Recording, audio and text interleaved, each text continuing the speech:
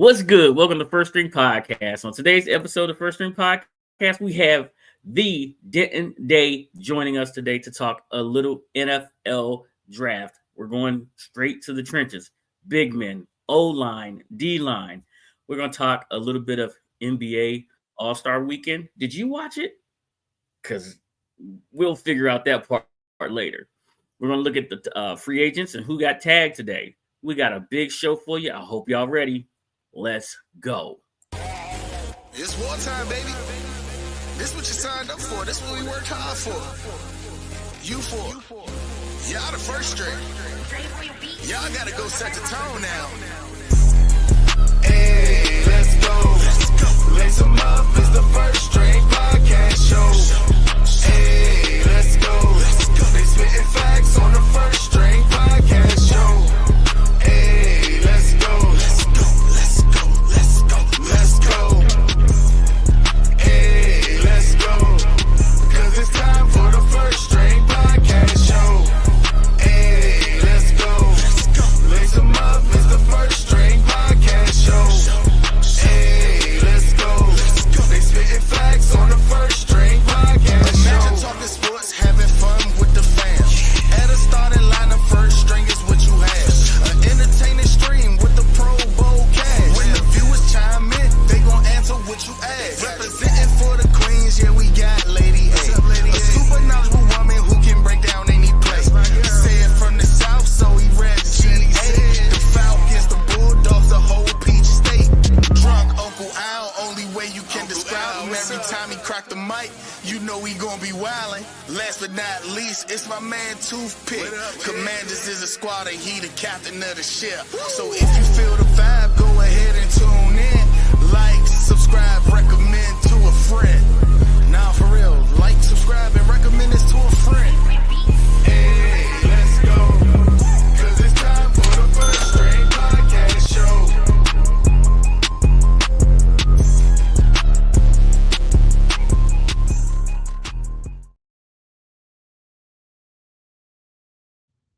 Welcome back to First String Podcast. Do not forget to like and subscribe to First String Podcast.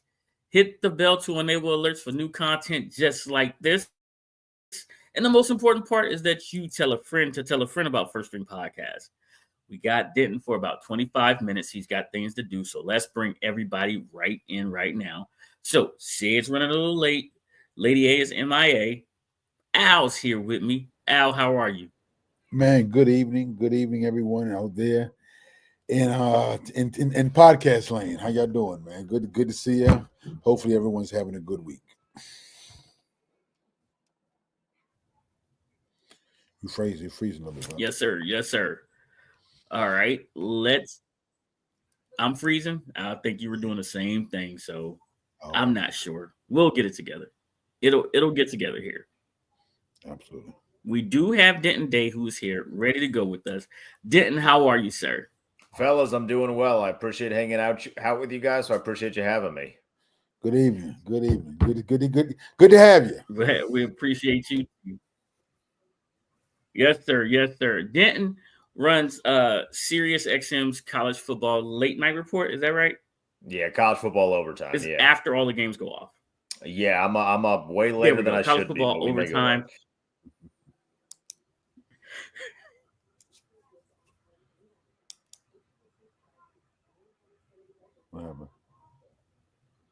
I think I have a delay. I think I'm coming in a little broken. I think it's going to catch up here in a minute. These things work themselves out, especially after we haven't been on for a week here. So we'll work these things out here in a second. All right.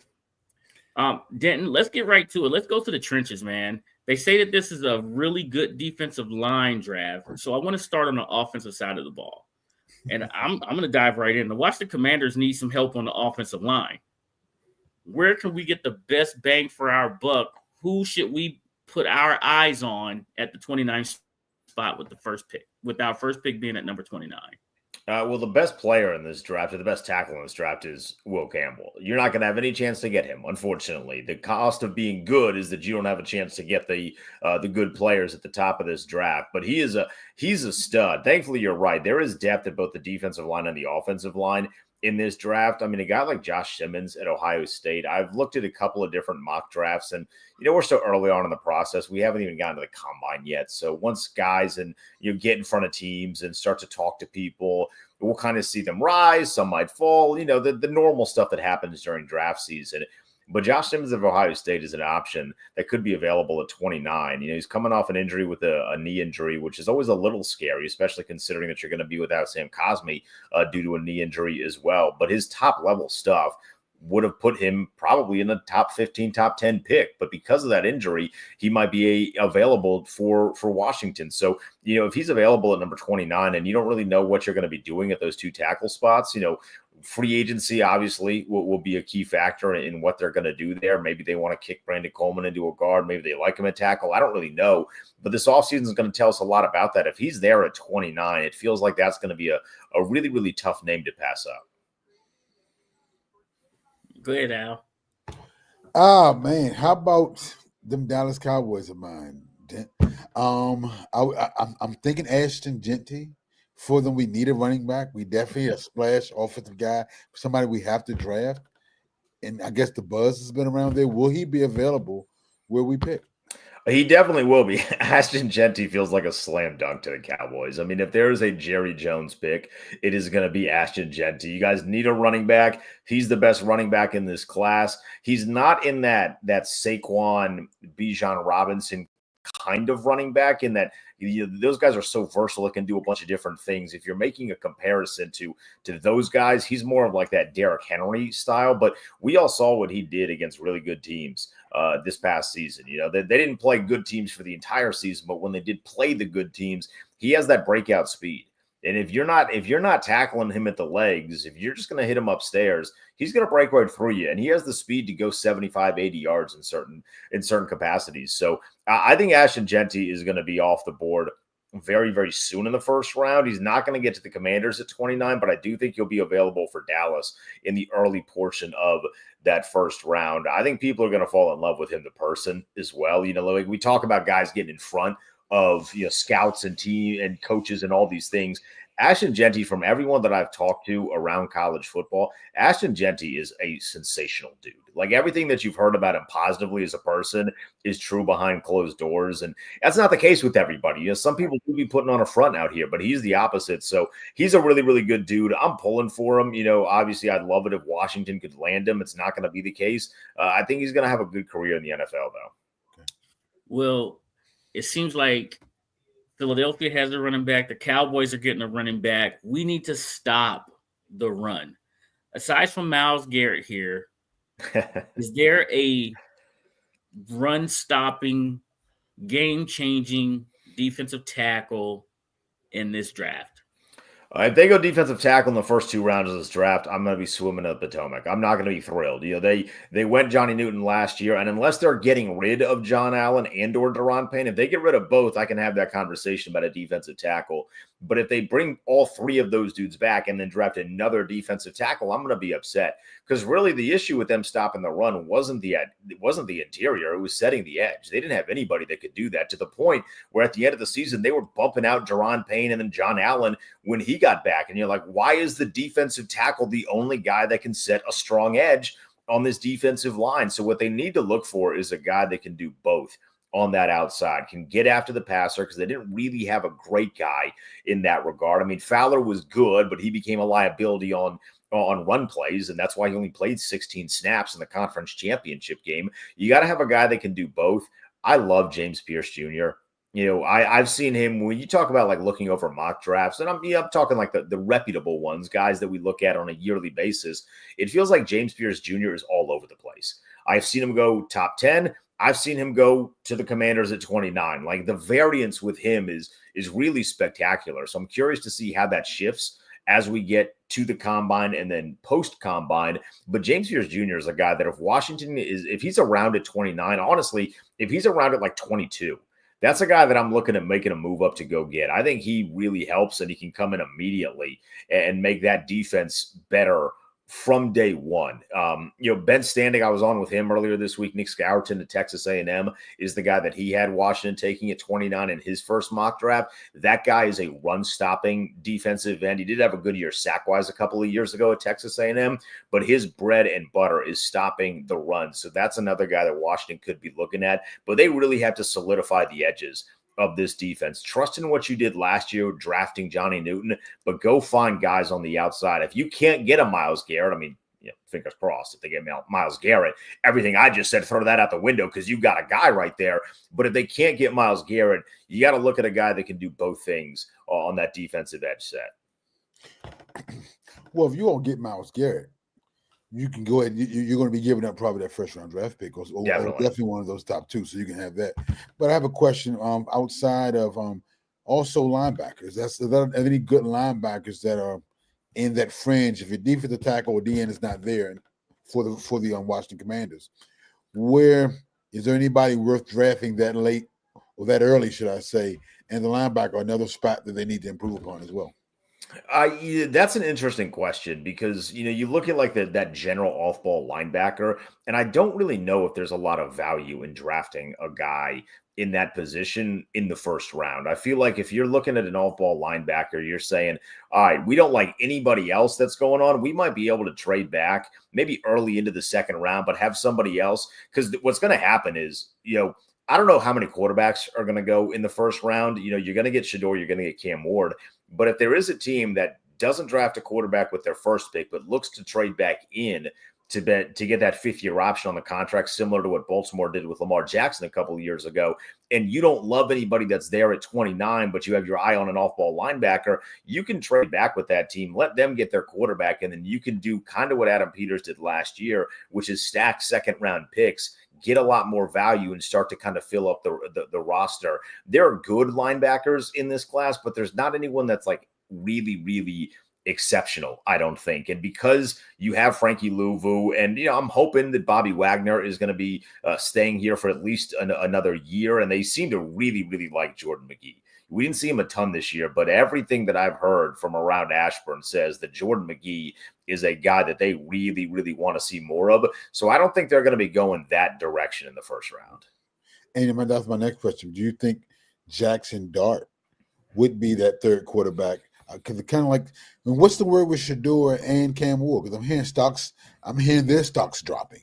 Not that someone's moving up on them, but that the teams up top aren't very high on them guys. I would have a very tough time seeing Kim and Shador fall past 6. I think one of them is going number 1 overall. My guess is that's going to be Cam Ward. And then if Shador doesn't go to the Giants, he more than likely goes to the Raiders at number 6. All these teams need quarterbacks, and the Raiders were the odd man out. They played musical chairs with 6 quarterbacks last year, and they were the 7th team. So they just couldn't get any of the dudes that were available. I do think you're right with Jackson Dart. I think there's going to be a lot of teams that are going to see him in person and all the intangibles he checks out on. Good arm, big dude, mobile. Like, he is going to have some teams fall in love with him, but I don't know that they'll fall in love with him to risk a top 10 pick. But he would be one of those guys that I think you could trade back up for in the late first round, just so you give yourself that 5th-year option. Because there's definitely, it's either going to be him or Quinn Ewers, but I have a feeling Jackson Dart is going to be kind of the one that everybody falls in love with this year. Is he like a Will Levis? Looks good, all the intangibles, but possible project? Definitely a possible project. Little less sporadic than Will Levis, I would hope. It'd be very tough to be more sporadic than Will Levis, and probably a little less meme-worthy, because Will Levis, that dude had a Hall of Fame run of memes this year. But what is Tennessee thinking? Because they're actually trying to sell people on the fact that they're going to give Will another run.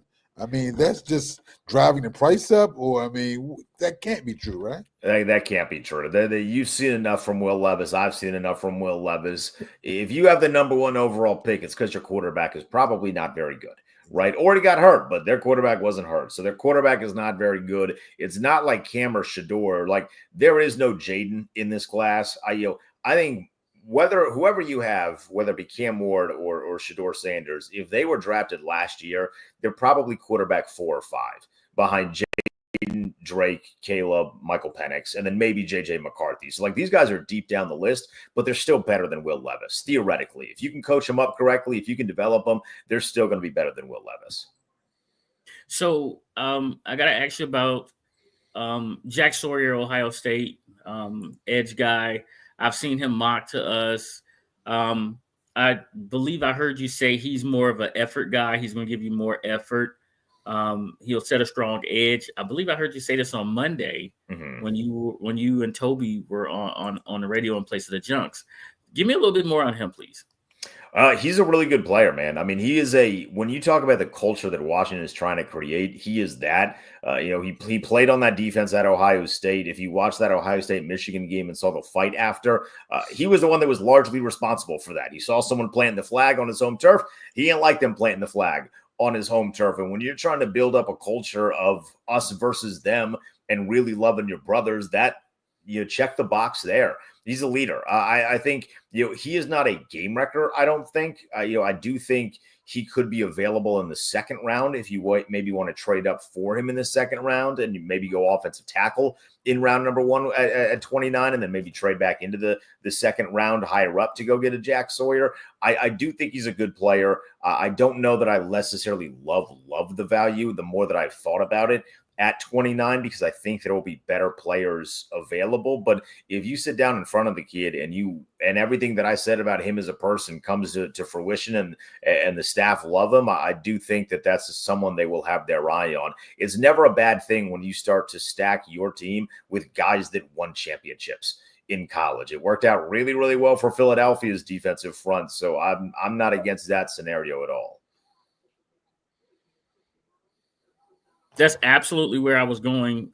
Just right after you finished, I was going to go, listen, that Georgia Bulldogs team was loaded with some monsters on the defensive line. So my question to you is, who in college football had that monster line where, before Georgia, I believe it was Clemson with Dex.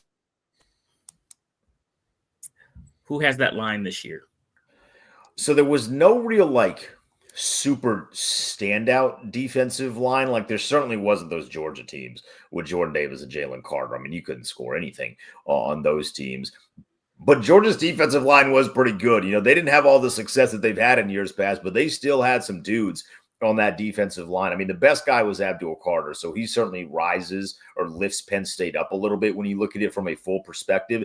But Mykel Williams right now is a guy that he's going to be in that mid-first round to potentially, depending on how teams do elsewhere. Maybe they love wide receivers. Maybe they love offensive linemen, running backs, whatever. If there's a fire sale on one particular position that is not edge, Mykel Williams is a guy that could end up falling into the early to mid 20s. And if he's at 25, he's another guy like James Pierce Jr., where I think if you're Washington, you make the move up to go get. If you watch that first matchup with Georgia and Texas, not the one in the playoff, but the first one where Quinn Ewers was at home and it looked like he needed to tap out, that was the reason. It's because Mykel Williams was on his ass, for the entire game. I mean, he was just eating up that Texas offensive line. So if that's a guy that you see available in the early 20s, even if he falls to 29, I'd be ecstatic if he falls to 29. But that's a guy that you're looking at because of that Georgia defensive line and because of how good they were. I would love adding him to this defensive line in Washington.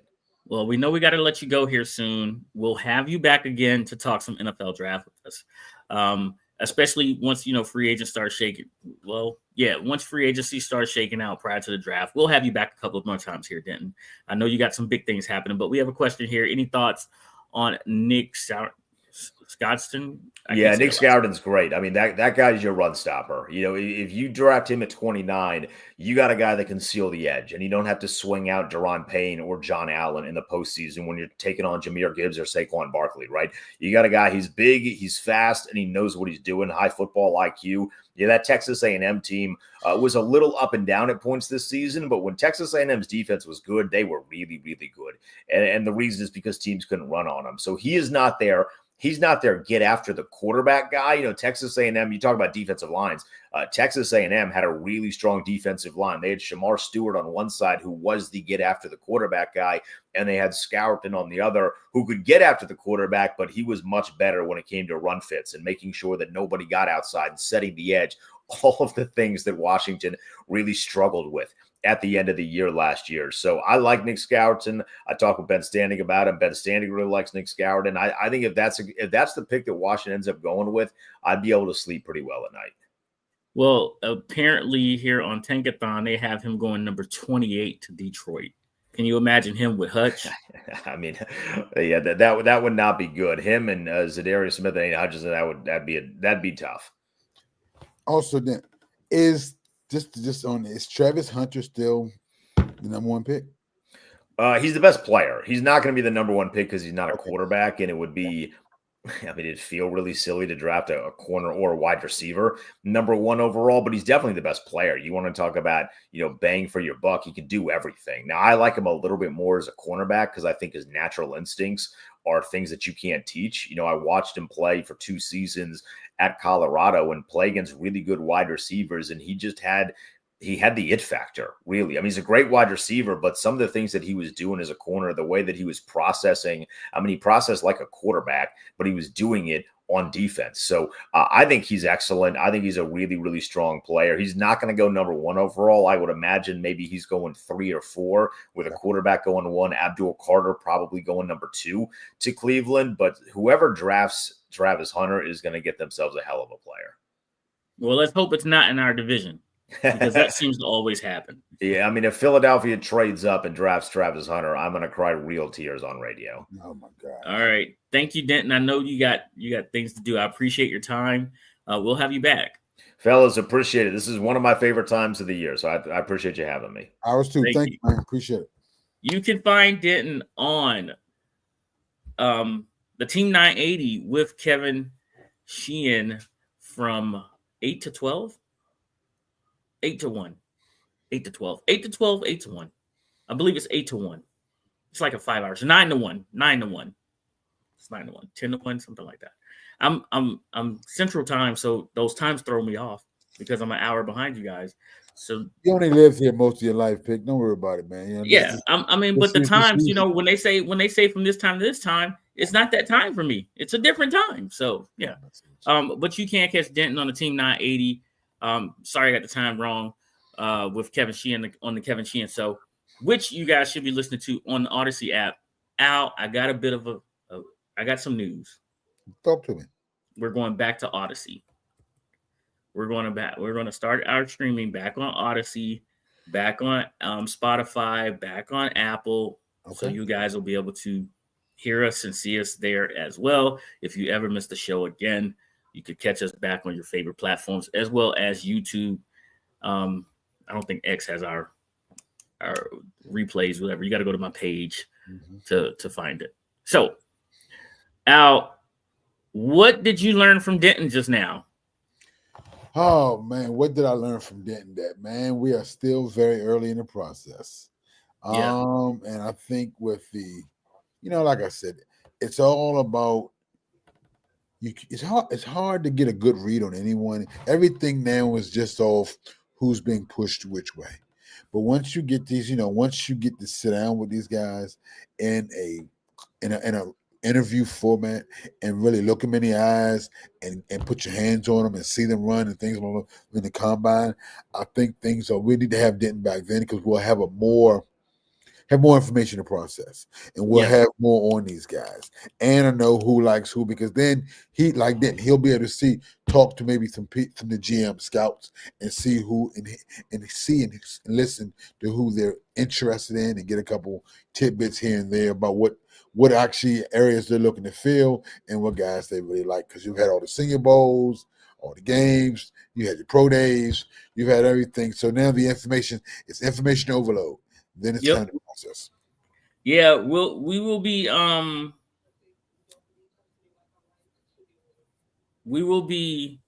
in full information overload here once the combine comes. I mean, this will be the second time these scouts have seen some of the players. This will be the first time that they've seen a lot of the underclassmen. a lot of the underclassmen because they had them at the Senior Bowls, which the HBCU Bowl is coming up really fast. Okay. So scouts will be there. So like you said, at the combine, they'll get the full medicals, they'll get everything like that, and some people won't compete, and then that'll be a thing again. Well, now the thing about the combine is it still gives you measurables. Is the guy really that size? In the interview, and like this, especially with some of these high draft picks, you've got years and years of film on these guys. It's really about sitting down, looking him in the eyes, and getting a read for this guy in person. Now, a lot of them guys may have their representatives showing through and through, and can maybe be. But once you actually can look a guy in the eye, I think, and really ask him, get him in front of the board, and see how he processes information, especially at the quarterback position and some of these other defensive positions, you will be able to have a better idea if he's the real deal or if he's just show and prove what you saw. Like I said, if he still needs development. And I think that's the good thing about the combine. Like I said, and they call it the underwear Olympics. Guys is running around. Yep. Well, good, but like a lot of the scouts will tell you, the most important thing is when they get them guys in that interview room and be able to sit down with them in front of their board to see how they process information and to see what type of guys they are. Well, what we do know right now is that the NFL draft is still a little bit away, and NFL free agency is going to begin a little bit from now. So I think it's about maybe March 14th is the deadline for applying the tag, which means you could have been started re-signing your own free agents, right? But once free agency starts, we know that people will start being tagged. Well, you can start tagging people as early as today. I believe it was at 4:00 is when you could start applying that tag. So, go ahead. What do you think about that? The rumor, I don't know if they did it or not, but the rumor is of Cincinnati tagging T. Higgins with the idea of planning to work out a deal, but tagging him for the second year in a row. Well, with that tag comes an increase. He gets I think it's like a 30% increase for the second year. He was at 21 last year. He'll be at 29 this year. He'll be at 29. As a placeholder, that's expensive because you didn't get a deal done with your number one wide receiver last year. You got to sign Chase. But Joe Burrow is on record as saying he will restructure his deal to make room for them to sign both wide receivers and Hendrickson. Yes. Well, for a franchise that's known to be cheap, you got to have that money in the bank for these signing bonuses. You have to have that money in the bank, and you got to put the rest of it in escrow. It sounds doable, especially when you get money from the league for just being in the league, right? And then that goes towards your salary cap and things of that nature, plus the merch and things like that you get. So should this ownership group that's in Cincinnati be able to sign them? Yeah, they should. The question is, will they? What is it going to do to your cap? It's going to send their cap out. It doesn't make a lot of sense to sign two wide receivers because, like I said, they're going to be basically asking T. Higgins to take a team discount in a sense. No, you can't. I'm not taking it. If I'm just saying what they're asking because listen, if you do Jamar Chase, you're starting at Jeffries. Jamar Chase is coming off the Triple Crown winner, the best season of his career. So you're talking about your starting point is Justin Jefferson, and then there's an 18% increase in the cap. So then you just add that to it and say, okay, I'll give you that Justin Jefferson plus 18%. That's where I'll go. And that's where he's going to be looking at. So I don't know what else, but you can't do that with T. Higgins. You can't do both. You can't have two $34 million wide receivers. No, there's no way. There's no way. There's no way that you can do that. And the thing about it is,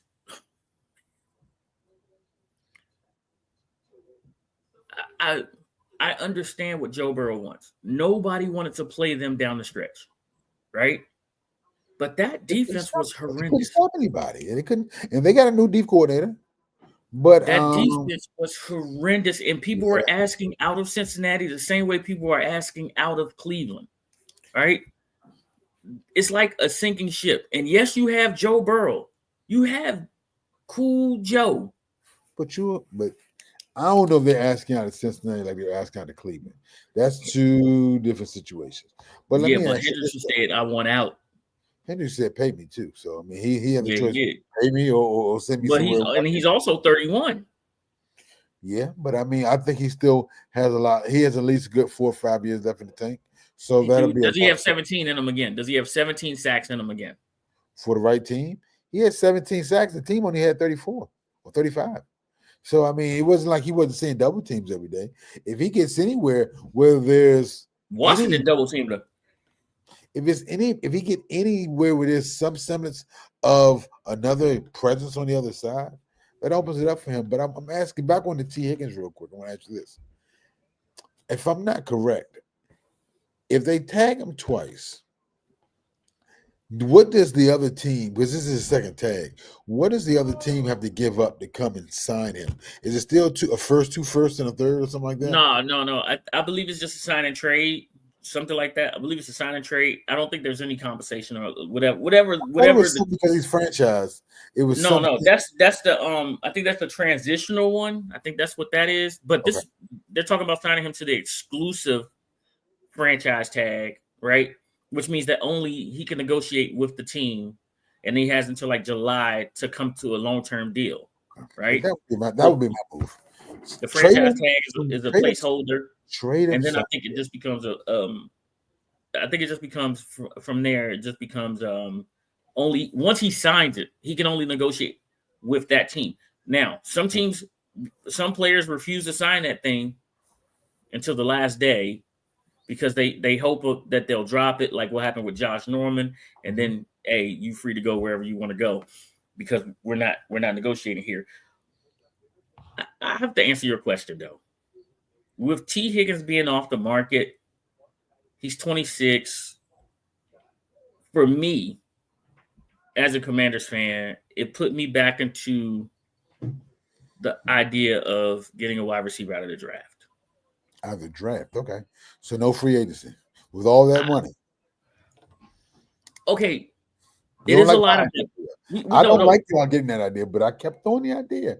I said, "There's a hell of a player down there in South Beach. You think he's a headache, but he's under contract for $30 million a year for the next 2 years. That is the best wide receiver on the market available for that would take for what you all need. Someone to take the top off that offense, take the top off that defense, and go. And the moment he steps on the field, is the scariest person on the field." I'm gonna tell you something. Okay. I would much rather have this person than that person in South Beach. DK? I would much rather have DK. Of course you would. But you keep saying as if you still under the impression that the Cheetah is a off-field problem. Because he's a problem for the baby mamas out there. But I mean, other than that, he doesn't call. I mean, that one situation with the policeman pulled him over coming to the game, he's not an off the field problem. It's not the fact that I think that he's a.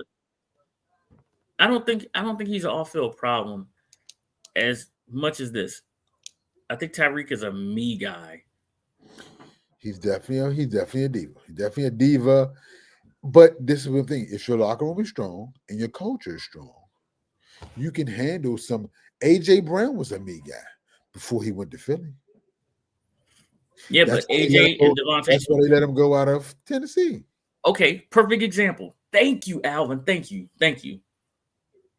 I would much rather have that situation where they had, I believe they drafted, correct me if I'm wrong, they drafted Hurts, and then they came back the following year and drafted AJ number one.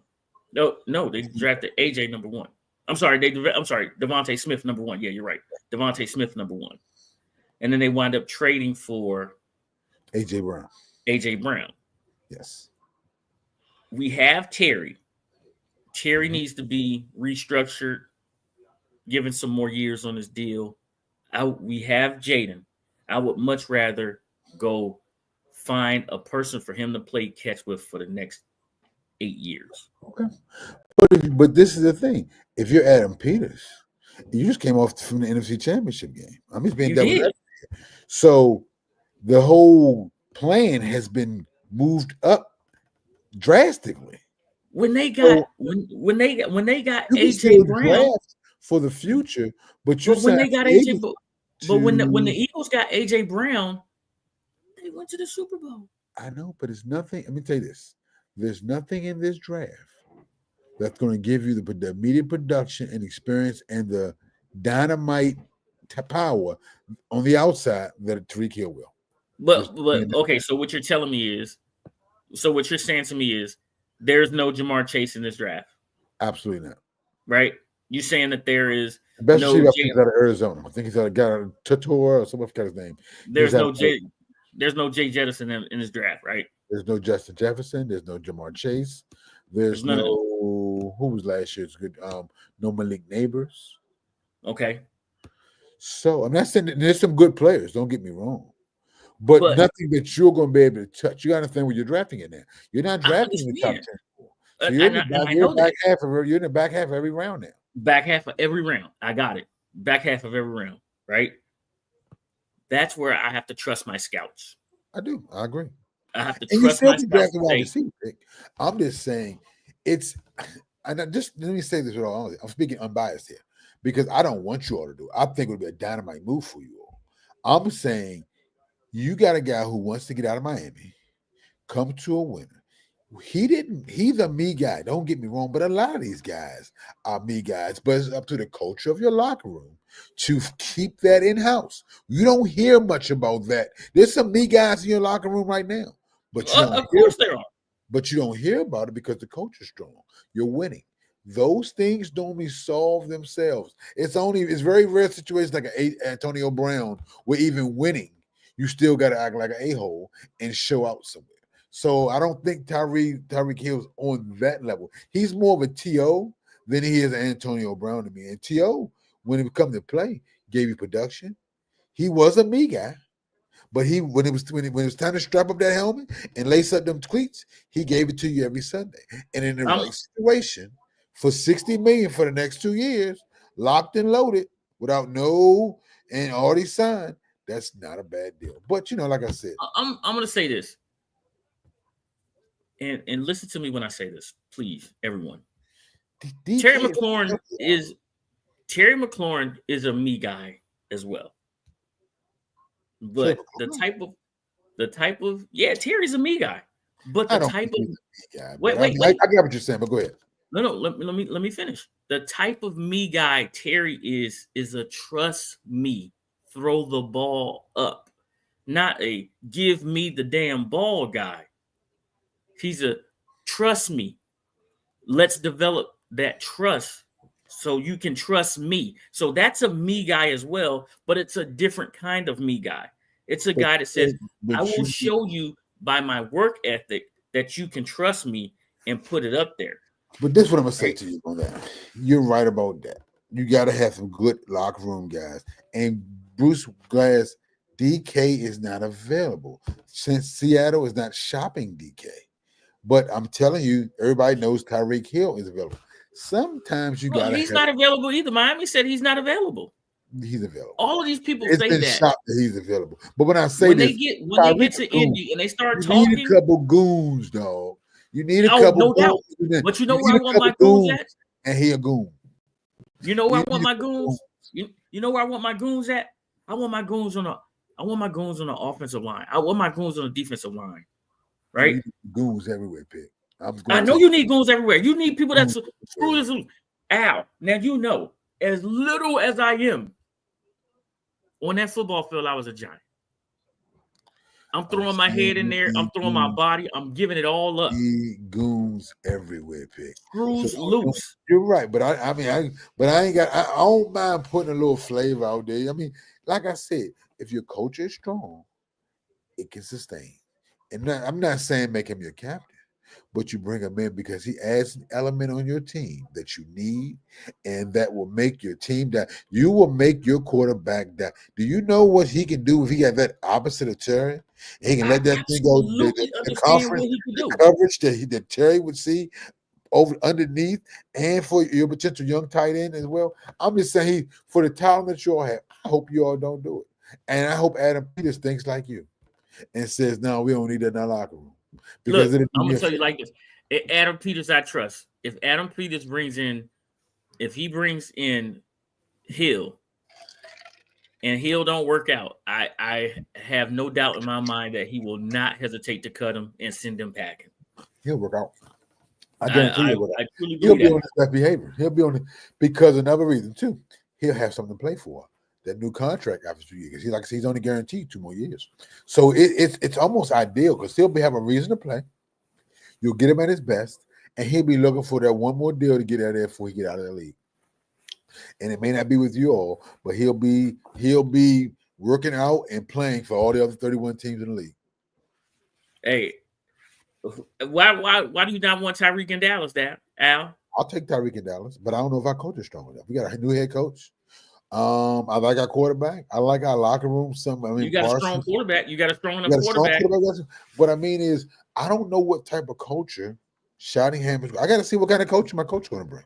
I don't And know. you got CeeDee I Lamb in the room with him. You got CeeDee Lamb in the room mean, with him. everybody's with Dax with him. CeeDee Lamb's with him. All them guys.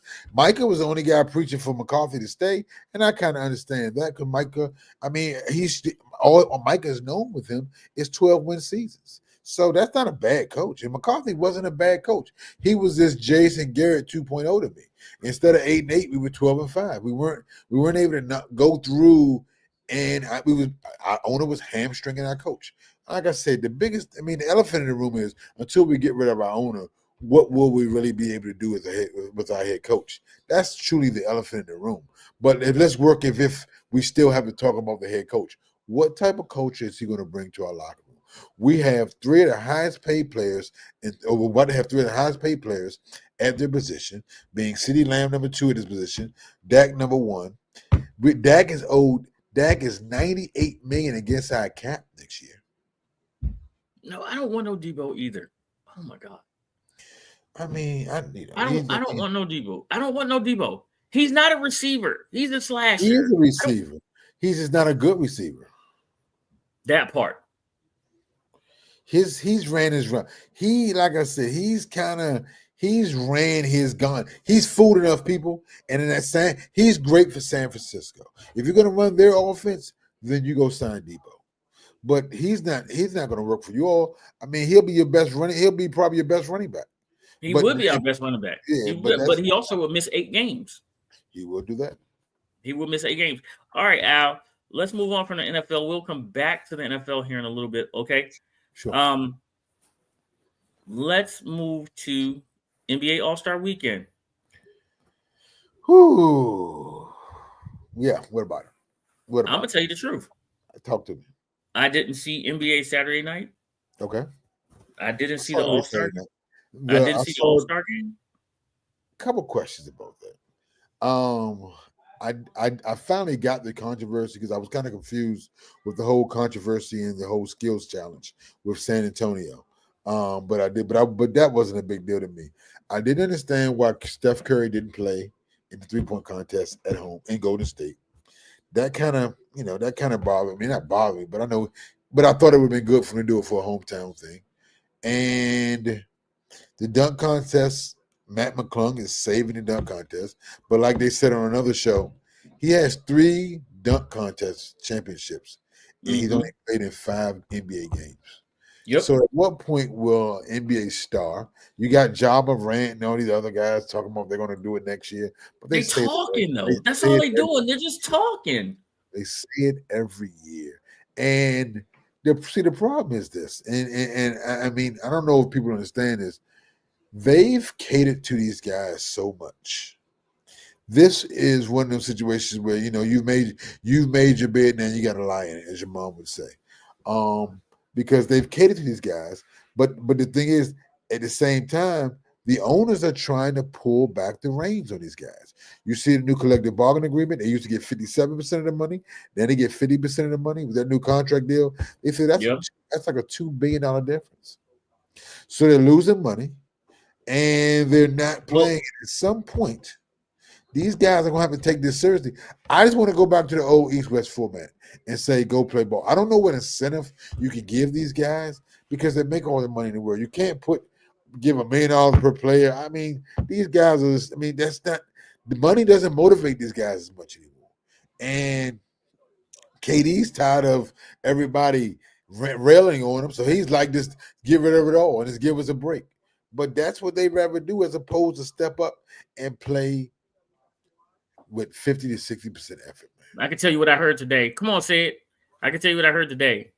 They what the ladies did, and I'm pretty sure y'all know about this, them WNBA All Stars and that with that one-on-one, that little one-on-one tournament where them ladies was giving each other the smoke. Al, you know it's always best on best that brings out the best competition. And so some of the NBA guys this week was asked about it by Chris Miles. And Chris Miles got so excited when he said it. He was like, Ant was like, oh my God, Ant-Man. He said Ant-Man was like, but how would that be as a TV product? Is my question. They're one-on-one? A whole bunch of one-on-ones. I mean, are we going to have a one-on-one round robin?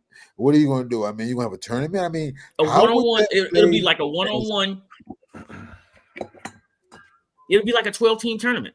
12 players. 12 players in it, right? And you play the 12, and you play the 12, and you play the 12 or to 12 or 7 minutes, right? And you let them go. But pick, first to 12 or 7. Let me say something to you, Pick. Think about this real quick. And that's a great idea. But think about this, Pick. This is what they're having to do to get guys to play hard basketball. These guys making $40, $50, $60 million a year. This is what you got. This is what it's come to make. You got to find ways to make these guys man up to play basketball for 48 minutes. No, that's just when for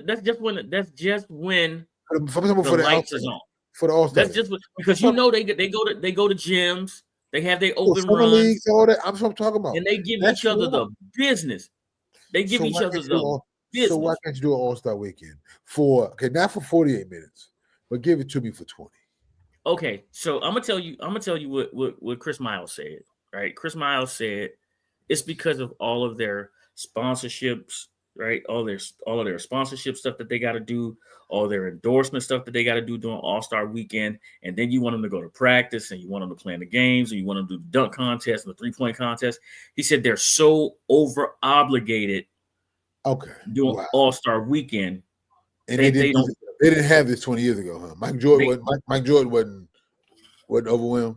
You know, Black Jesus was there. Black Jesus did everything he had to. Dominique wasn't overwhelmed. But this is the thing. They just played hard in 2020. They did. Look how hard they played the year after Kobe passed. Working for that Kobe trophy. They played hard that year.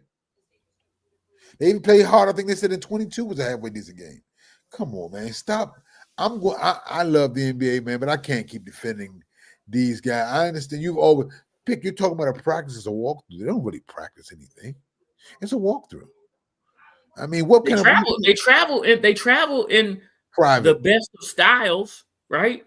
They got private jets. Their sponsorships are bring them everywhere, especially like you say, they got media obligations. I get it. But I mean, come on, man. They ain't like they there for it. They ain't like they making a commercial.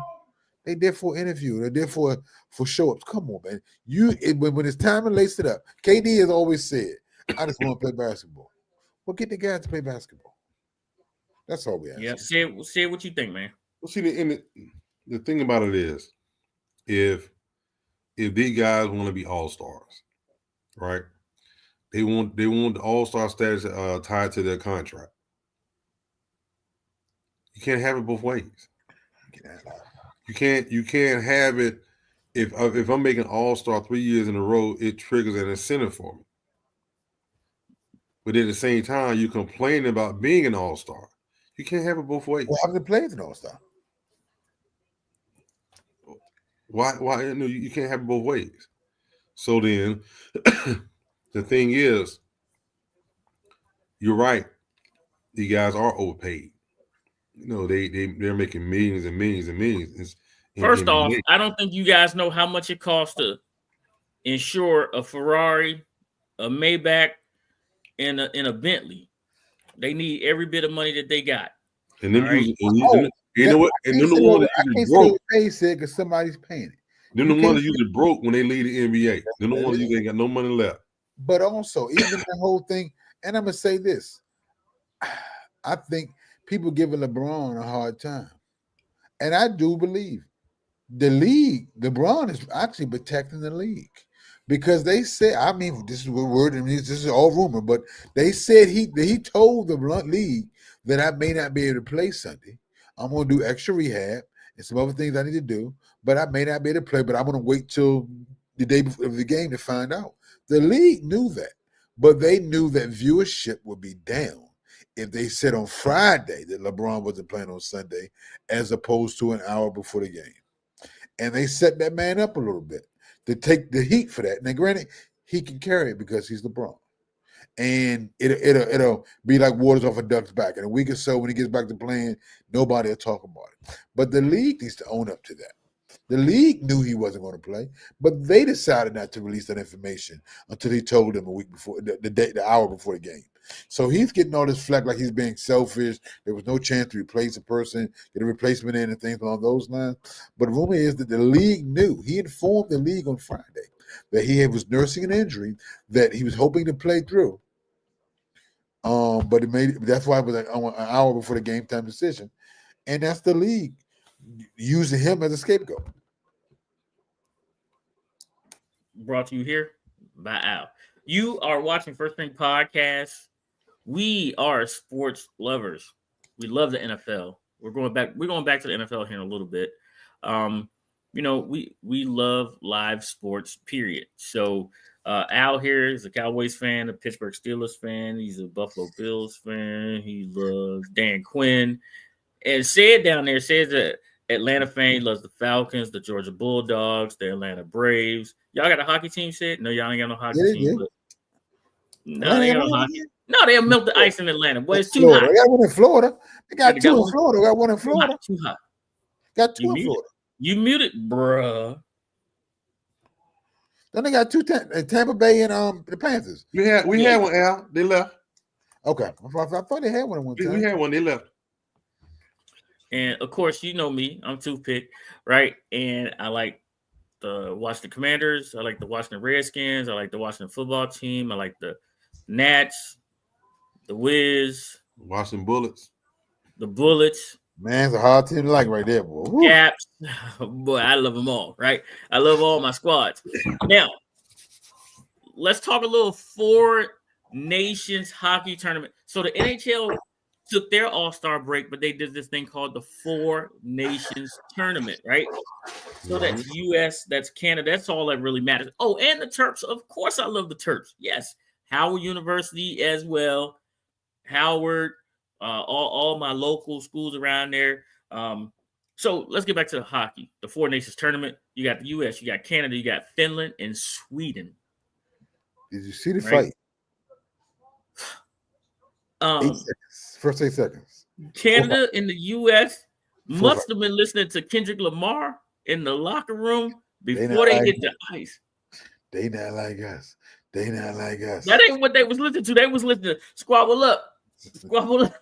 Squabble Up. They got it. Look, it's you book. Look. They got to swing and say it before the puck hit the ground. They dropping the gloves. They got these. And they going to play again in the championship game. And they getting ready to play again on Thursday.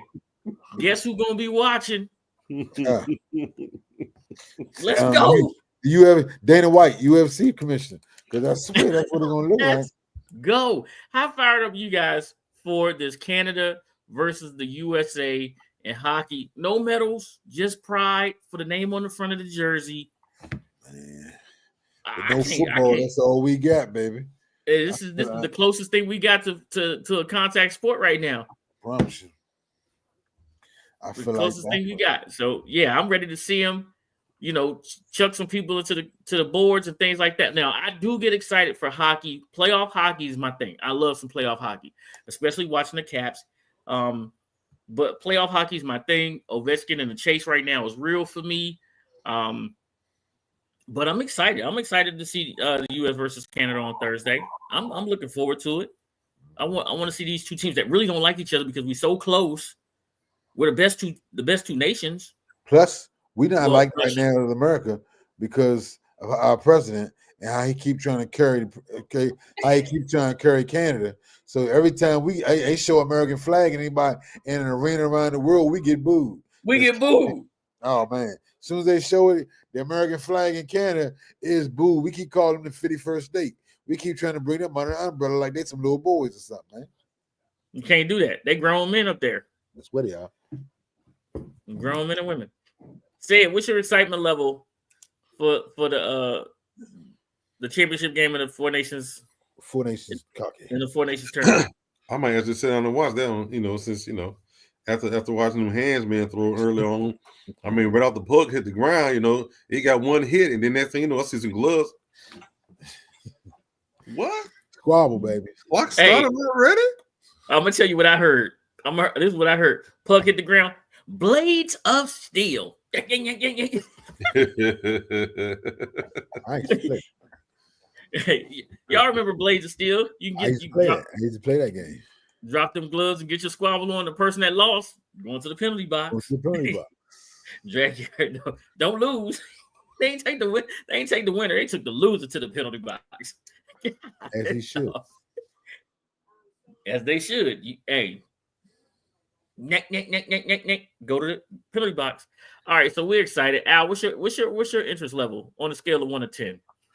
I'm gonna give it about a 7, 8, man. I'm gonna check it out just because of the fight the other night, and it's USA. You know what I'm saying? So it's like I said, home team, home nation. So I'm going for our guys. But man, I want to see if they're gonna rumble like they off the break like they did the other day. You know what I'm saying? If they still got that fight, and that dog still left. So Al, question for both of you guys. What's the chances of President Trump going to this game? Absolutely. He ain't got nothing else to do. He ain't got nothing else to do. All he do is ride around and be looked at, man. I'm telling y'all. That's what he likes to be. Man, listen. He's almost like the Manchurian candidate. They are behind the scenes trying to change everything and using him as a face. He's just riding around like he rode around a lot at Daytona. He went to the Super Bowl. He don't listen, man. They already had the game plan ready of how they're gonna take back America off the break, and his cronies are implementing all of it. Elon Musk gonna handle everything while he's gone, and Trump gonna be the face. And it's the most ridiculous thing in the world, but it's the truth. They're gonna walk around. Trump gonna be at the Four Nations game. Only thing he ain't gonna be at the NBA basketball game. He ain't coming to that. That's a little bit too That's a little too brotherly. You know what I'm saying? He don't want to deal with that. They can't get to all the security in there. That's gonna be because somebody gonna try to come up in that box on him. But the Super Bowl, he was good. Daytona, he good. He'll go to the party opening day of baseball. He gonna do some of that baseball, and he gonna do hockey. He ain't doing basketball. He won't make one NBA final game. I promise you. He won't. Speaking of the NBA finals, that's where we're going next. NBA finals? Yeah, no, NBA, to the NBA. Okay. We're going to the round ball. All right. Let's talk a little standings. And who can make a move, right? NBA. I just had it up. Oh, my bad. There it goes. Standings. All right. In the East, you got Cleveland at 1, Boston 2, New York 3, Indy 4, Milwaukee's 5, Detroit 6. Now we're looking at play-in teams for that 7, 8, and 9 spot. 7 spot.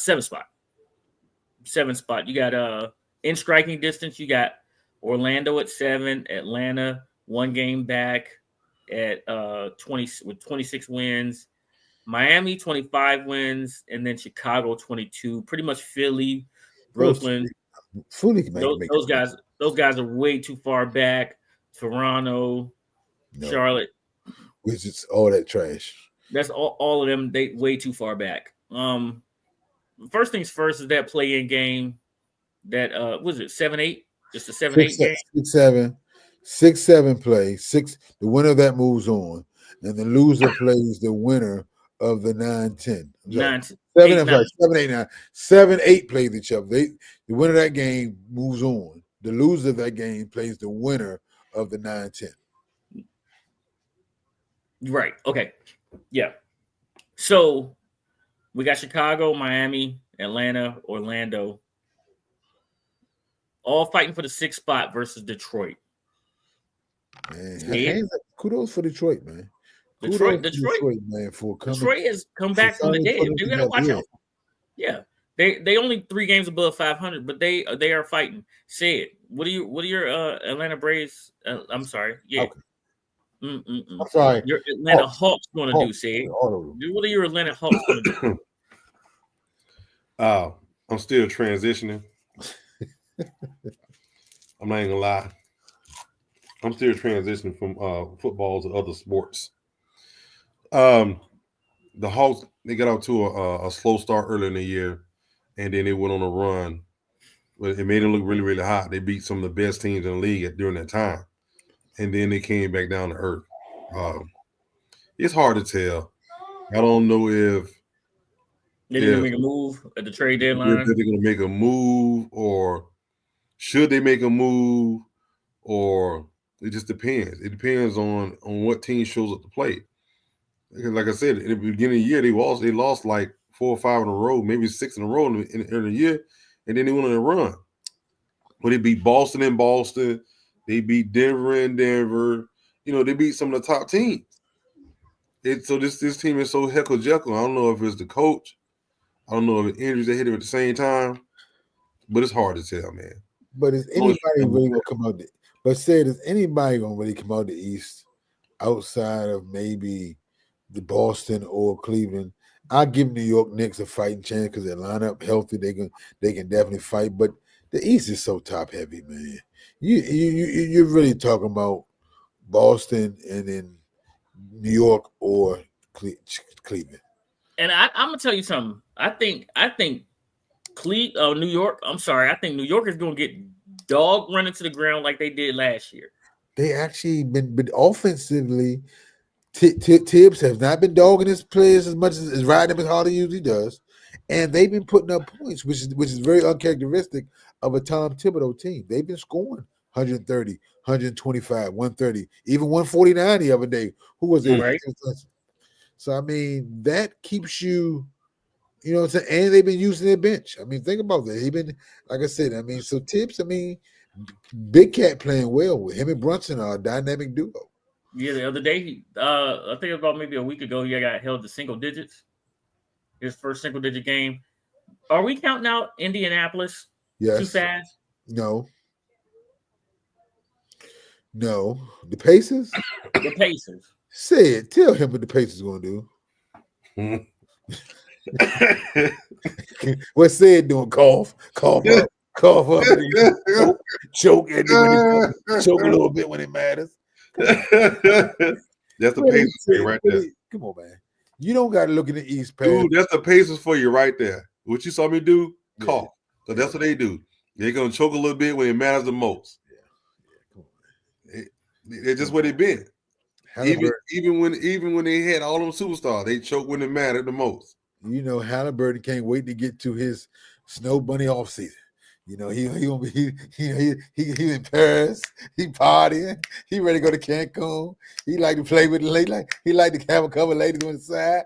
He ain't tripping off no chain. That's gonna go into his off season, man. And our lady ain't gonna find me for that, but I don't care. She ain't here tonight. Hey, no, she's not even watching it. She got no power. He said, I don't care. She ain't here. She ain't here. Listen, let's go to the West now. We got OKC at the number 1 spot. You got Memphis right behind them.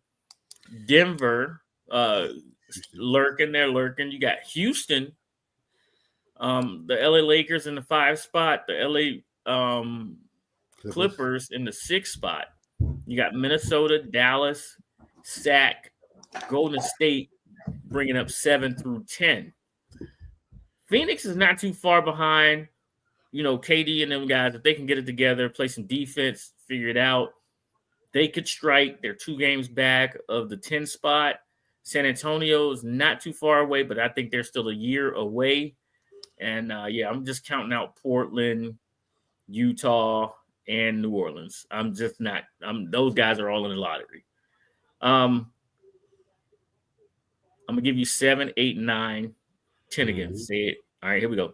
Minnesota, Dallas, Sacramento, Golden State. You heard what Draymond said. I'm trying to open up my standings. He just want to play ball. No, Draymond said they are the team to beat. They gonna win a championship. Now they got Jimmy Buckets. That's what he said. They are the team to beat in the West. Now they got Jimmy Buckets. He said, team, they don't fear nobody in the West. Why should they? I'm just saying. That's what Draymond said. Draymond said they won 4 out of 5 or 3 out of 4 with Jimmy Buckets. He said, West, beware. That's what he said. West, beware. Now, that's the thing. The West, you got a dog fight, man. I mean, you don't. OKC ain't proving that they can beat. Even they got the best record in the league. They ain't proving they can come out that West. The last 2 years, they had a top 1 or 2 record, and they have not been able to make it out. Excuse me. So I mean, and you got Denver playing great ball. Yeah, you got Ja Morant playing finally is back and is seemingly healthy. The problem with Houston is who's going to take that game winning shot. Excuse me, that game winning shot for them when it comes down. They don't have that lead though. They they're like a pack of jackals. They like no lead dog. It's just everybody get their bite on them. They ain't got that lead dog per se for them. So that's the. I mean, and you get the playoffs, you need to be able to have a go-to guy or someone you can call that lead dog. I think to kind of take you out of there. That's the only thing that worries about Houston, but they're an excellently coached team. OKC and Dallas last year put on a show. Yep. Dallas ain't there no more. And I think OKC took the necessary steps, and I think that's why they're sitting atop. But I also think that they fear some of the other teams like a Denver. I don't think they want to see Denver until the conference finals. I don't think that they want to see I don't think that they want to see Memphis right away. I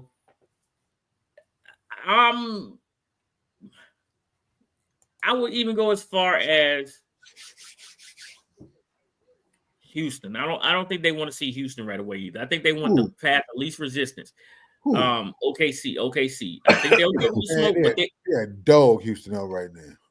OKC, they're dog. I think they don't want to see the first team you said. They don't want to see Denver.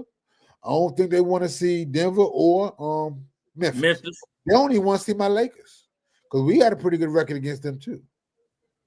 I don't know about that, Al. I'm just going to tell you. I know we got a little bit. I want to see Dallas with AD healthy. That's what I'm going to tell you too. Kyrie is playing hella fire basketball right now. Oh, Kyrie's on a mission. He's on a mission. So please, a healthy AD may make that trade make a little more sense. Kyrie with all of those big men. And some spot-up shooters makes him dangerous. It does. Makes him dangerous. Say it. Who you looking at?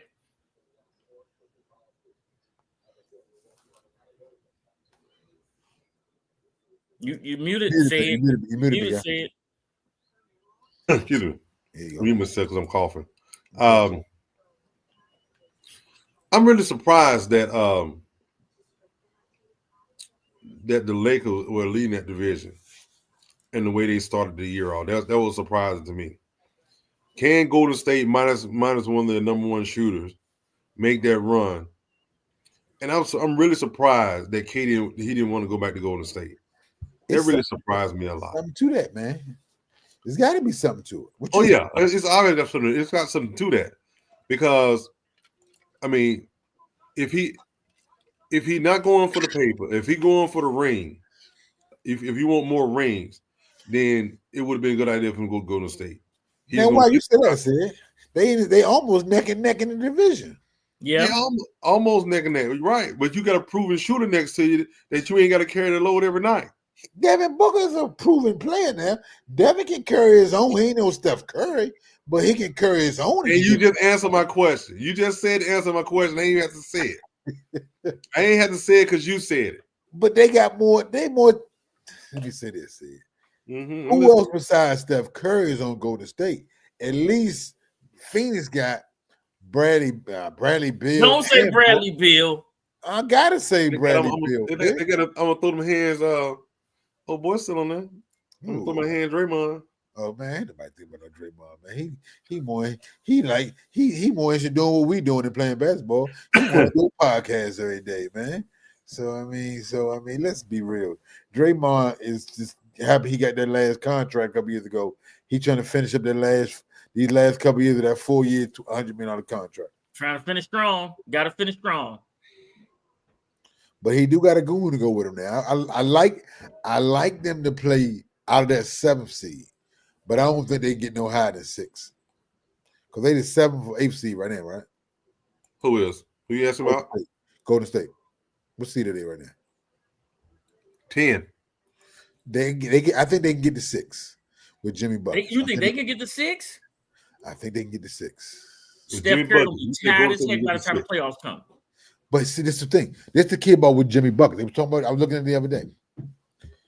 Jimmy Buckets is going to energize Steph because Steph's game is all about movement. Everybody knows that. He's going to tire you out. He's going to run you all over the place, open for threes. But Jimmy has been to the free throw line 45 times since he's been a Warrior. What'd that give Steph? Rest. Added rest. 45 free throws that he ain't taking. That's a difference. That's going to free Steph up. That's going to make him a little more fresher. But it's if the rest of the guys can step up with him. I hear you, Al. I hear you. I'm not a Golden State fan. I'm just looking at stuff basketball wise last year. And anybody in the DMV, y'all missed a heck of a game yesterday. I went to the game. Mather beat number 5 Gonzaga, number 5 ranked team in the nation, Gonzaga. Gonzaga beat him by 20. I mean, the Mather beat him by 20. Hell of a game, man. Guys, we got some hell of basketball players in this area, man. But the DMV is known. WCAC DMV, playoffs. WCAC with Paul VI, Gonzaga, St. John's, and DeMatha, all teams top 25 ranked in the nation. Man, it's going to be a heck of a playoffs, but I just want to put that plug out for WCAC, man. I heard St. John's got some ballers. Oh, the 6 got ballers in Gonzaga. Had their whole starting squad. Their whole starting 5 going D1. One going to North Carolina, one going to Xavier, another one going to Virginia Tech. I think one going to Harvard or Princeton or something like that, and another one going. So we got a whole 5 going D1, and 3 of them Power 4. Nice. That's good. You can't be mad at that. You cannot be mad at that. But they lost by a dub last night, and it wasn't even that close. Yeah, when you walk in the gym and you get run out, and they put 20 on you, it's almost as bad as getting 55 put on you in the NFC Championship game. 55 a little worse, don't you think? Yeah, I'm not to agree with that. 55 there, 55 there worse. Double nickel. Good God. I was mad at them nickels, boy. I ain't never been mad at nickels before in my life, but them double nickels hurt my soul. Man, wait till we put one on y'all. Who was we? You, I know. You speak French now? You talking about what I said? You know who we is. You speak French? You speak French now? Parlez-vous français? You talking about Buffalo? You talking about Pittsburgh? Talking about them boys. That's what I'm talking about. You know what I'm talking about. We coming to smack y'all. JD5, he said y'all was his barely beat us kryptonite with one Trey time. Lance, a quarterback. I ain't gonna talk about JD5 said y'all was his kryptonite. Last second play to beat us with Trey Lance. Trey Lance, the last stop at quarterback. So I'm not gonna go. Hey, what you gonna do when number 11? What you gonna do when number 11 come to play in Washington? He won't come. We'll never trade him within the division. Well, we don't do stuff that y'all do. Y'all look forward to that. Y'all take. He's too good of a player. If it was, the old regime. Let me say the old regime because we ain't seen what the new regime would do. The old regime would have took an old player like y'all, like Donovan McNabb and James Washington. Y'all get all our leftovers and stuff. Y'all, I know of Turners and people like we just send them to y'all because we tired of them. But but we ain't sending y'all Micah. We'll trade him to the AFC. Micah don't want to reunite with Dan. Micah will never reunite with Dan under this. I promise you that. Unless he's gonna do it 2 years from now, when he becomes an unrestricted free agent, it'll never happen. Forget that. That's the same way y'all keep thinking y'all get Myles Garrett. Myles Garrett's not coming to y'all. Myles Garrett. It sounds good and preference. I got money, but Cleveland's not going to trade him to you all. Mm-mm. He's not. So who they trade him to, Al? Nobody. He's going to be a Cleveland Brown come September of next year. He will be a Cleveland Brown. Watch. It's just that dude said, "I'm not signing another contract." He ain't got to sign another contract. He's already under contract. Said he's not signing another contract, bro. He said, "I'm not signing another one. Not near another." And he's not that type of guy either. He's great for the community. Like I said, despite the only bad situation he's ever had when he hit the guy with the helmet in Pittsburgh. Other than that, Myles Garrett is a stand-up guy, great community guy, great team captain. He's tired of losing. He's like the off defensive Joe Thomas. He's a first-team All-Pro every year, but just happens to play for one of the worst teams. And that's what he said. He said, "I don't want to go back to that. I do not want to go back to that." All right, so check this out. Our last segment here. All right, so NFL free agency is going to begin. Which player do you not want to see tagged so that they can help improve your team? Who do I not? We've said that question. Whole player I've been to work on that. Let me start last. Oh man, what player do I not want us to tag? Only play that we even Dallas even could tag. Let me go past all my teams. Let me do it that way. Since I got so many teams, I give you a little bit of time, Sid. I hope Pittsburgh doesn't tag Russell Wilson. Let's get him out of there. I'm almost ready to bring in Aaron Rodgers. Watch this, Sid. Watch your face. I'm almost ready to bring in Aaron Rodgers, man. Let Russ. You want to see Mike Tomlin punch a player on the field, don't you? No, I think Aaron has been humbled enough that he might be just right to go ahead on him in Pittsburgh, and that's the locker room situation I'm telling you about. Certain guys can't mess up the locker room because the locker room is too strong. It's no way in the world Tomlin would let Aaron Rodgers come in there, and there's nowhere Aaron Rodgers would go there to mess up that locker room. That culture is too strong. And Mike likes veteran. He don't like young quarterbacks. And a veteran quarterback like Aaron Rodgers. Maybe he's a better thrower of the ball than Russell Wilson, and definitely better than Justin Fields. Keep Justin Fields if you can, because you didn't cap him in the shed long enough that he might as well stay in house and stay there to be the long-term answer. And give Aaron Rodgers come in and go ahead and let Russell go to the Raiders where he wants to go and reunite with Pete.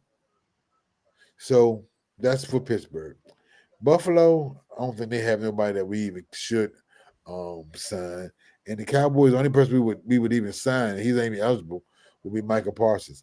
I still don't think we should sign Micah. I love Micah as a Cowboy, but the question becomes for the Cowboys is, are we better signing Micah and to a great, making him the highest defensive player in the league, or are we better getting rid of Micah and using the assets that we would get for him? I hate to give away great players, but we're put ourselves in a position with these contracts we've signed to Dak, CeeDee Lamb, and some of these other players, even the cornerback Diggs. We're strapped. We gotta get better through the draft because we don't have the cap room to get better by signing free agency. But I don't want to lose Micah. We're damn sure not going to lose him to y'all. But send him to the AFC, get some picks, man, and let's try to rebuild this as best we can, knowing that we didn't want to do it, but it's the only way we can get better faster. Well, I'm going to go to one of your teams. I'm going to go to Buffalo. I don't want Buffalo to re-sign that wide receiver that don't like to wear shoes. Holland. Alshier? Yeah, Shakir, whatever they mean. Yep. Don't Why you sign want him. Why you want him? I would love to have him. Okay. He's like 7-Eleven. That dude is always open. Good. I wouldn't mind him, Terry, and I think he plays a slot. I think he moves around on the slide and some things like that. Mm-hmm. Zach Ertz coming back, and then give me a young draft. Stop it, Dick. You don't want Zach Ertz back, do you really? Man, come on, man. AARP looking for him, man. They need a new spokesman for their cards. You know what? My tight end room is really young. My tight end room is really young, and I'm going to tell you one more, just to give you full wide receivers, because we really only have 2 wide receivers under contract. That's McCaffrey and Terry, right? Right. So I would like De'Ami Brown back. Yes, I would like De'Ami Brown back. Every time we talk wide receivers, he want to talk about De'Ami Brown. I feel like we're at the barbershop now. Every time we talk wide receivers, he want to bring up De'Ami Brown. What's your love affair with De'Ami Brown? I told you, let him go sign somewhere else, please. I was giving him a fair shot, but I think that I believe that this staff developed him. It started off early in the year when they was giving him the screens. They was giving him short little comebacks. They developed his route tree over time. Like if you think back to when Tyreek was with Kansas City, right? When he was with Kansas City, Andy Reid was doing like sweeps and stuff like that with him, little quick screens and things like that to develop his route tree, develop his confidence. And that's the only thing that they have in common, that they both ran routes and ran reverses. Because don't you even try to compare De'Ami Brown to I'm not comparing them. What I'm comparing is the development of a wide receiver. I think that he's starting to blossom, and I believe that we'll see him take another step within the same system with the same people. That's why I'm for re-signing him. But I also like Hollins out of Buffalo to come in to be immediate, and then give me another wide receiver. Give me another wide receiver in the draft, and then we'll go second round of free agency somewhere else. Buffalo probably not letting go Hollins. You got a better chance to get Amari Cooper out of Buffalo than you do. No. You can keep Coop. You can keep Curtis Samuels. You can keep all of them already, man. You can keep Curtis Samuels. You can keep Coop. We don't need Coop. You can have him. You can't get the best. Everybody's young and best just because you the Commanders pick. So that's what I'm just saying. Y'all got unrealistic expectations. That's realistic. I'm not asking for a 1,000-yard receiver. I'm not asking for a 1,000-yard receiver. I see a receiver that, given a dynamic quarterback, because he's already come from a dynamic quarterback in Josh Allen, one that likes to run the ball. He's already come from one of the best quarterbacks in a better situation at quarterback than what you all have. I hear you, DJ. I hear you, DJ 23, but I will take him, right?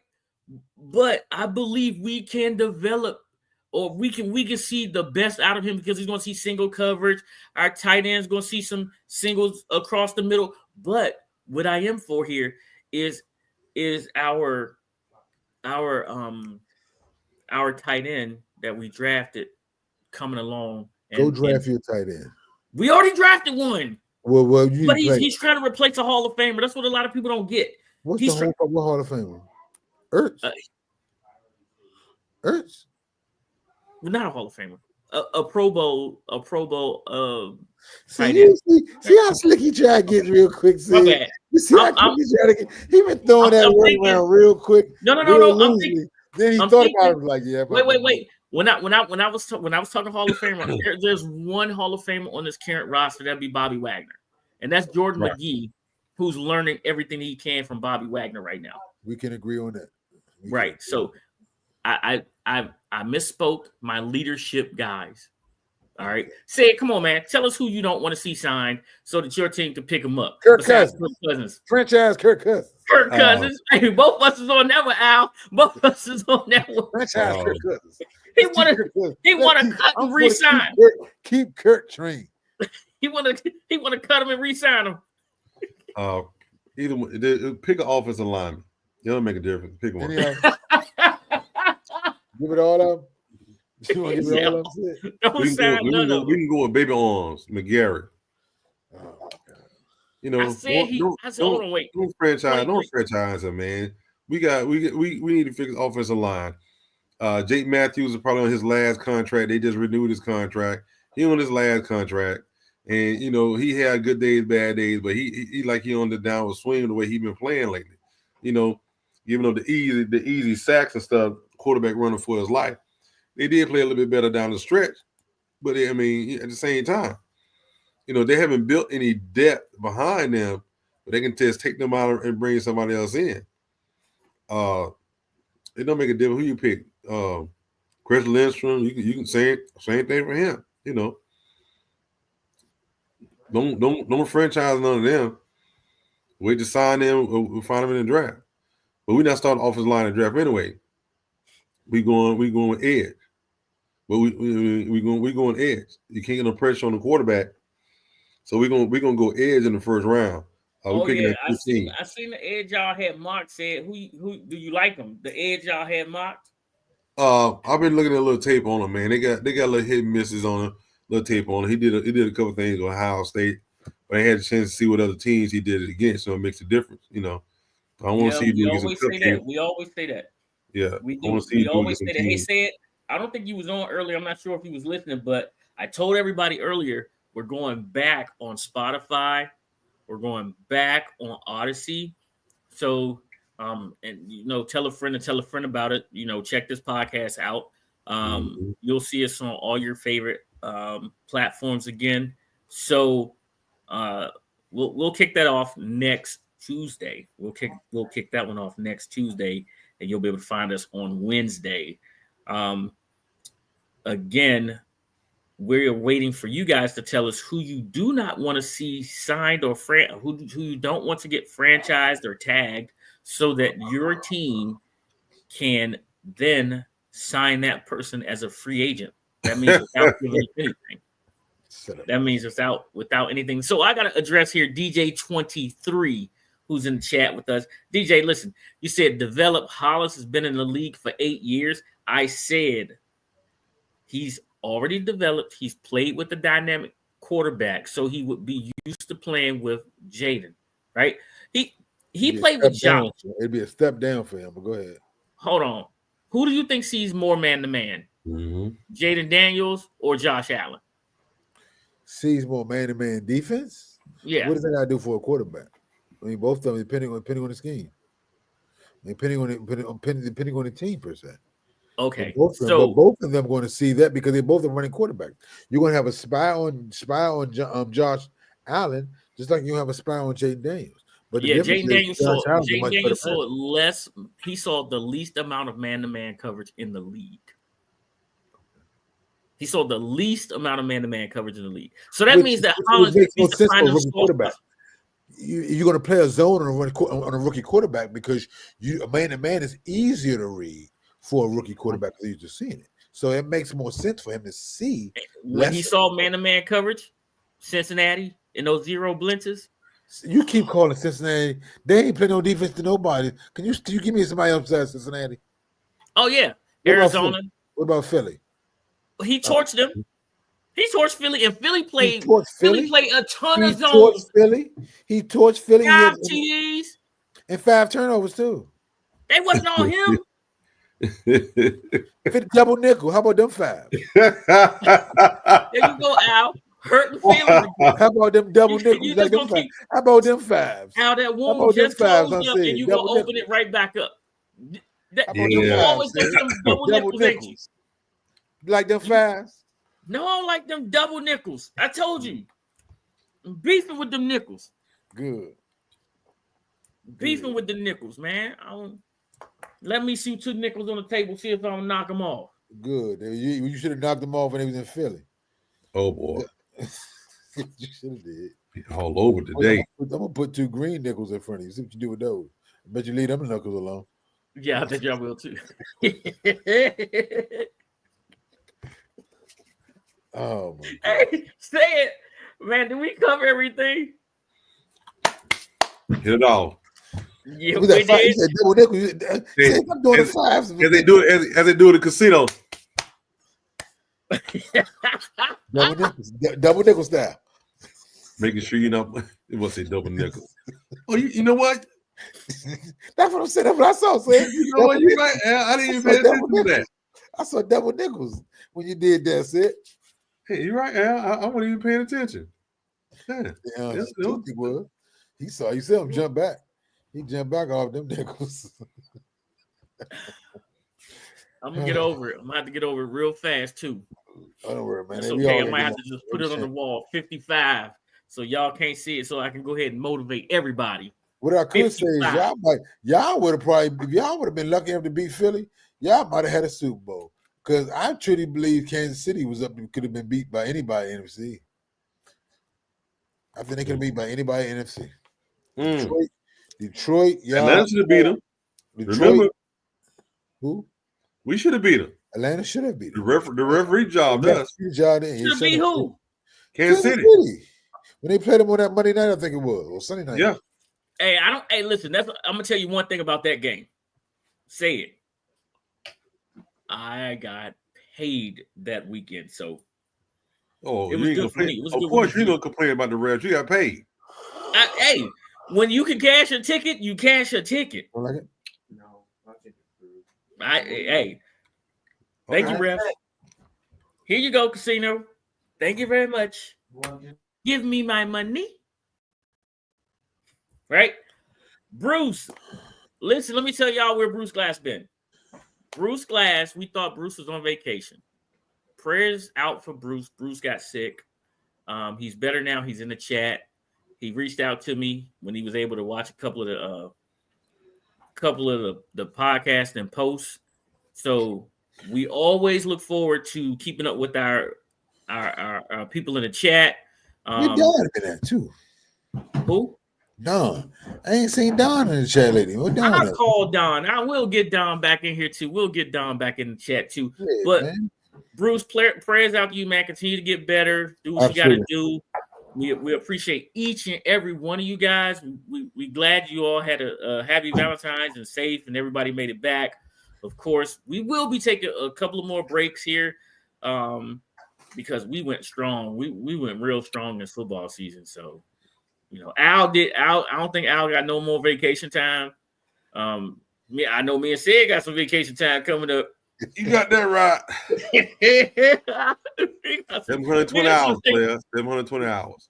We got some vacation time coming up. Got some stuff too. Lady A's working on. She's working on her time off. Right. She's trying to get that generator going. Where's she at? She's trying to get that generator going. She's probably out there cranking it already.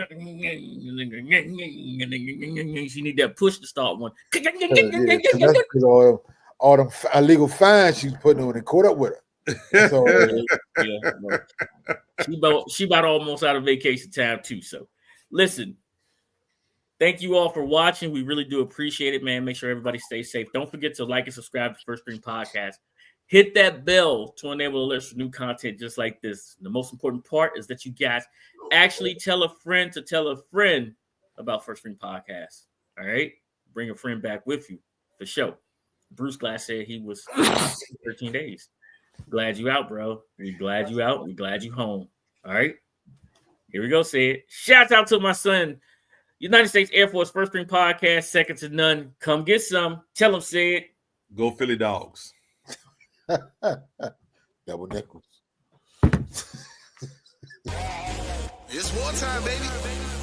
This what you signed up for. This what we worked hard for. You for. Y'all the first string. Y'all gotta go set the tone now.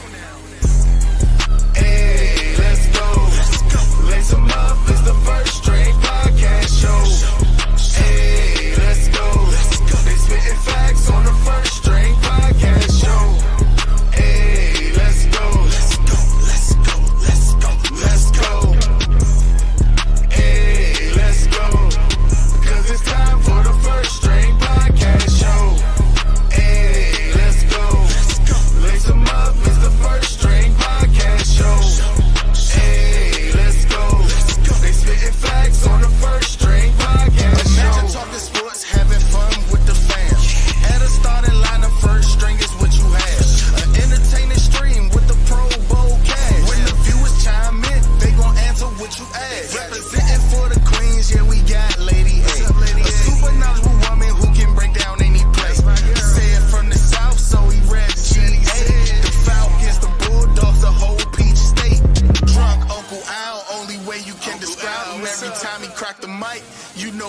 wildin'.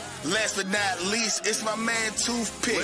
Commanders is a squad and he the captain of the ship. So if you feel the vibe, go ahead and tune in. Like, subscribe, recommend to a friend. Nah, for real, like, subscribe, and